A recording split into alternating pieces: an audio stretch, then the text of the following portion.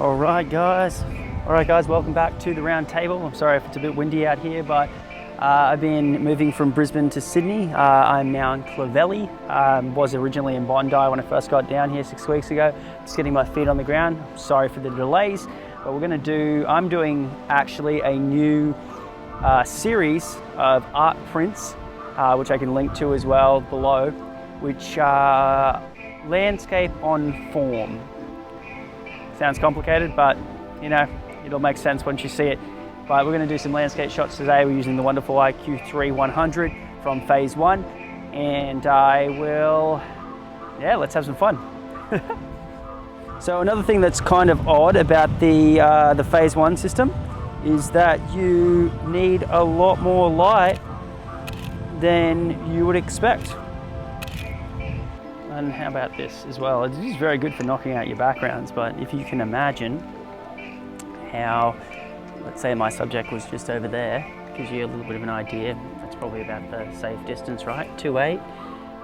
How blown out and shallow that would be. Let's say she was sitting on that rock. Now that I've taken a couple of landscape shots, let's focus on some textures. So what I've been doing is capturing textures from the landscapes in Bondi, Clovelly and Tamarama, and overlaying that on the human form. Let's see what we can get.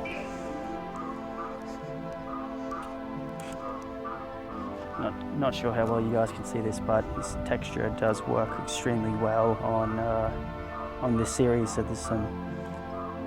I'll just take a photo, show you what it looks like.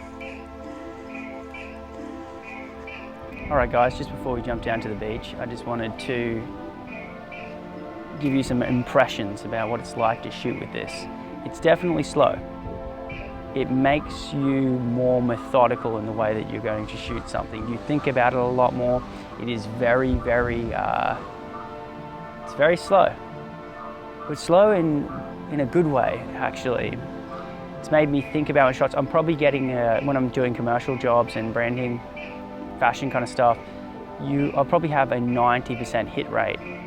And there's something about it because I think you're just considering your shots a lot more, which is really nice. The A7R III, which I'm filming with right now, it's so good and so effective with its autofocus, and the speed is so high, you end up just going through shots really quickly, which is a great thing for a workhorse of a camera. I like it, but this is much more methodical. A lot more thought goes into the process of you thinking about your shots.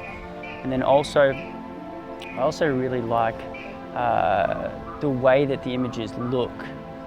There's this feel to the way that it falls off. It's not just shallow, the whole compression of the shot seems different to full frame in just such a fundamental way. There's definitely a look, and I know people on the internet don't seem to think that that's true, but there definitely is. It is absolutely beautiful in the way that it renders. The lenses are immaculate. Every single one just seems to be another representation of just that version of a zoom.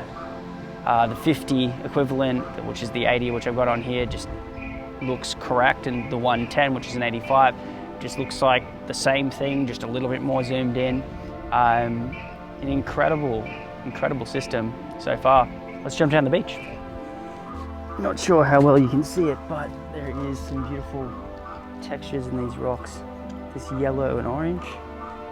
Let's see what they look like.